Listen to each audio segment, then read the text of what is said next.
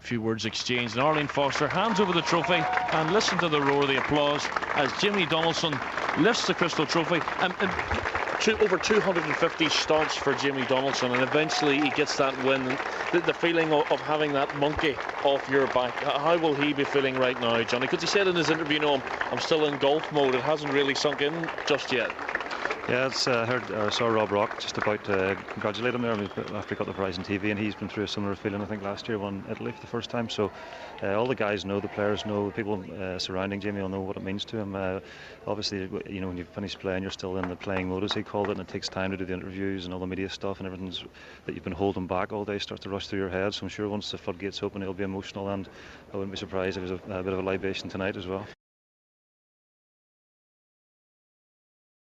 And the story that we were referring to was the fact that he got a hole-in-one, but it was the second one of the week, or else it was at the wrong hole. So he didn't get the car that was up for grabs, but he got a bottle of whiskey, and he got a little miniature BMW for his son. Well, it's a small consolation. I think James Morrison did the hole-in-one, obviously a fabulous shot at Calamity, but it's interesting watching Colin hold very carefully onto that box of whiskey there. I teach Colin, I've had him a few times, and I wish he held the golf club with as much care and attention he's given that box now. But that's another story. Yeah, I'm sure overall Jamie's delighted, and this gives the Ryder Cup hopes a push as well. Certainly does. Ryder Cup year, as we know. It was fantastic. I mean, we said no matter who's coming down the 18th, okay, it would be lovely if it was one of the locals. It would be great if it was an Irish golfer, but no matter who it was going to be, they were going to get great support. Can you believe the levels of support here today again? 30,000 people today, and Jimmy Donaldson just telling the crowd that he thinks they're the best crowd ever, and that's why they give him a big cheer. But I think a lot of the players have said that with a great deal of sincerity this week. Well, yeah, I mean, I think the Northern Irish crowd, the Irish crowd in general, they know their sport. They've always had lots of people cheer down the years, and just seeing the warmth that they give Porrig, even obviously his connection to Portrush goes back a few years, but yeah, it's been a great success, and the people really got behind it and embraced it, and hopefully it's the best advertisement we could give for the Open. Porrig Harrington there, who finished as the best of the Irish on 12 under par after a 70 today. He is starting to find a bit of form just at the right time ahead of this Open Championship, isn't he? Yeah, Porrig's game seems to be going the right way. It's interesting to hear him talk about his putting, which is a strength for so many years, the scrambling, even from amateur days coming through. I'm sure that's a more confidence thing, I think, than technical. So he's a few weeks now to put that right for Lytham, which will test all the facets of the game. Lytham's a tough golf course, visually intimidating off the tee, it's tight, and he will have to roll the ball well if he's going to compete there. Porrig Harrington, who we know, three-time major champion, and yet just after that, he sort of rebuilds his swing. He was known sort of as the tinker man. He always seemed to find something that he wanted to do to change things. Do you think, as a coach yourself, when you look at that, it's something now that maybe he has suffered from for a while, or is it something that he would never admit to? Well, I've heard this argument a lot, but I've responded by saying, well, if you've taken a mindset that's got you to the top of the world, and you've been a tinkerer and you've changed things, you've always searched for perfection, it's very hard to switch that off when you get there, because for guys like that, it's the same as the Nadals of the world, people like this, they're always striving for the next peak, and they need something to motivate them, something to push them on. And obviously Porrig wanted to try and attain an even higher level of excellence with his golf swing, and that's maybe caused him to possibly go down the wrong road. But he seems back on track now, as you said. I think he's driving the ball better. Pete Cowan has helped him the last year since he split ways with Bob Torrance, so it'll be interesting to see now how he goes, especially if he gets his putting back in gear. It really is great to see him back on top of his game, which is a real vote of confidence in terms of those who made the decision to bring this tournament, Johnny, to Royal Portrush. Yeah, obviously it's been a tremendous example of what we can do here if everything's organised and done properly, and interesting as well. There wasn't too many of those idiotic screams of "you're the man" as well, which was happy people. In the hole. So it was good to see that many people, plus that many sensible golf fans who are here to watch and learn and enjoy the spectacle of Portrush. Johnny, where's Rory at? Is he back? Is he close to being back? Well, his results obviously have been a little not to his liking the last few weeks. Do we expect too much, do you think?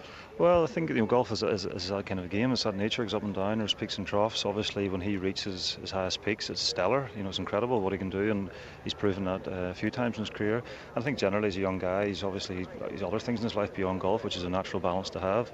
I don't think he's ever far away. I think it's like a Ferrari. It only takes tiny tweaks and balances to get it running right. So obviously, Michael Bannon and him are very close. They've had a great relationship over all the years. I know Michael has got himself set, so he's going to work a bit more closely with Rory and have more time with him. So I guess it's just a matter then of them finding that zone where they play their best golf and looking for the things that lead to that more often. Can that only be a positive, do you think, with Michael Bannon's decision to leave Bangor and go with Rory full time now? Well, I guess it's something neither the two of them took lightly. Michael obviously had a business there and he's a family to think of and whatnot in his future as well as Rory's. So it's something they've both thought about, and they've thought long term for Rory's career. If he's going to become the player, but we'd love to see him become multiple major winner, be a real icon of the game. That's something they've put in place to hopefully lead that to happen.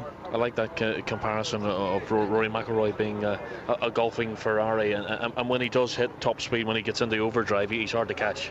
Well, it's phenomenal. See these performers that come along every so often, the Seves of this world and the Beyond Borgs. I think Rory's with that. He's cut from the same fabric. He can do things nobody else can do. He's a bit of the Tiger Woods in him, a bit of everybody in him, and whenever Rory lights it up, there's nothing quite like it. It's interesting. People have maybe expected him to dominate the way Tiger did whenever he broke onto the scene. I'm not quite sure if that is going to happen because of the strength in depth that we now have in golf. If Tiger was to break onto the scene at this moment in time, would he have dominated the way he did whenever he did make his big break? There seems to be such a depth now in terms of the strength of golf. Well, I think you can argue that, but for my money, I think when guys like Tiger come along with all the different factors that go into making a performer like that, I heard one person describe him as a happy accident. There's so many things that coincided to give him his greatness. I think no matter what era he played in, he would still be lifted to the highest heights because he would use the others around him as stimulus to get better. So I think you would find he would dominate in any era. It was nice as well to hear George O'Grady mention the two amateur champions. Alan Dunbar, of course, won the British Amateur Championship last week, playing out of Rathmore, and Stephanie Meadow yesterday, the ladies' British Amateur Champion, who's connected here to Royal Portrush, even though she spends a lot of her time in Alabama. Amateur golf, Johnny, that's the future. There's no point in having Darren and Graham and Rory having this success now. It's great to see that it's filtering down into the amateur game. Yeah, it's wonderful. As Mr. O'Grady, the people at the very top of the triangle don't miss much, do they? They're very well informed. Yeah, what you're alluding to there really is a lot of what I would base my coaching on. In other words, you have the people at the top, the role models, the guys who are doing it already, but you have to use their example or their influence to try and then recreate grassroots. Do you see an influx, Johnny, in people coming to you, especially kids, wanting to pick up golf clubs because of what they see from these role models? You do, yeah. You see, the kids now come to Greenacres and they've got the Ricky Fowler hats on and their John Daly trousers. So golf is cool. I think Tiger started that maybe 15 years ago. He made it so that it took more airtime up on Sunday night. There was blanket coverage of golf, and then people like Michelle Wee came along, and then Rory came along, and you can see through Sky's the use of Rory and Sky that they really are putting him up as the poster boy of golf, which is great. He is an example of how to play the game properly in the right spirit, obviously with a great personality. So it's important we have these, and especially come from Northern Ireland. There will be, I'm sure, a trickle-down effect in years to come that maybe we're standing here in 10 years' time talking to a winner of hopefully the Irish Open again from here, that they were inspired by Rory's victory in the US Open or something like that. They'll be paying tribute to Coach Johnny Foster from Greenacres. That's what they'll be saying. We've been talking about Darren Clarke, defending Open champion, heading back to Lytham here this week. He carried himself so well in terms of all the responsibility that he had, and he was almost like an ambassadorial figure, for the Irish Open during the course of the week, and then probably putting pressure on himself to deliver on the course as well, Johnny, and it just didn't happen for him. No, I think he finished, what did he finish, 4 under par. 4 under par, yeah, which is not a bad total. Obviously Darren's form hasn't been as good as he would like at the start of the year, with all the changes after the British Open last year, which was an incredible win. But yes, he did. He's a great ambassador for not just Portrush, but for Northern Ireland, even the European Tour, because he's known throughout the world. He's a larger-than-life character, phenomenally talented. I think all the players of his generation, Davis Love, Fred Couples, realised how good he is, and there was a great sense of pride when he won the British Open last year and finally got a major deserved.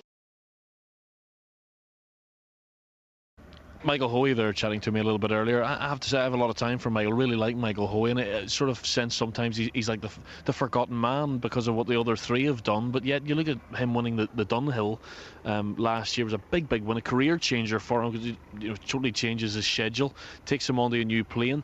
When Michael gets the bit between his teeth and he's in a position to win, he knows how to see it out, doesn't he? Yeah, Michael, I've known Michael for a long time. I think I met him first in 1996 and I played some fortunes with him for Ulster and Ireland in the Palmer Cup. So he was very talented, and when he won at Dunhill last year, it was interesting. Louis Oosthuizen and Graham O'Dowell, they all recognise how good a player he is. I wasn't surprised that he won. I mean, he's a tremendous record. If you look through it, he's won 3 or 4 times. Like on Challenge Tour, I think he's 4 wins now on the main tour. He's won all over the world as an amateur. So I know sometimes his personality maybe isn't as big as a Darren Clarke or a Rory, or doesn't demand as much attention, but when it comes down to golfing game, he's a lot of it. Shandon Park and Castle Rock man, of course, and he was happy to be home on the north coast once again. He played a lot of golf at Castle Rock. I think the parents had a caravan up there and he played a lot of golf there. Shandon Park, his home club. But Michael Hoey, looking forward to seeing him at Lytham. He played his only other previous Open as an amateur at Royal Lytham and St Anne's. Comes to Links Golf and he gets himself in the frame over the first 2 or 3 days.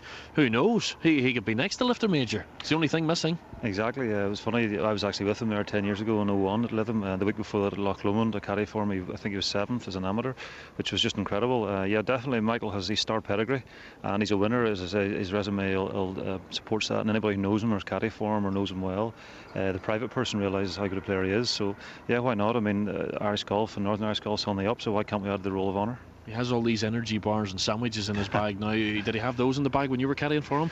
He had a few things in the bag, but I don't want to talk about it on air. Better not then. He's sounding confident, isn't he? Rafael Cabrera Bello, happy with his time at Portrush, hoping he's going to get to see the match. Wants to see Spain beat Italy tonight, the European Championship finals. What a bumper day of sport it is. Do you follow the football much, Johnny, at all?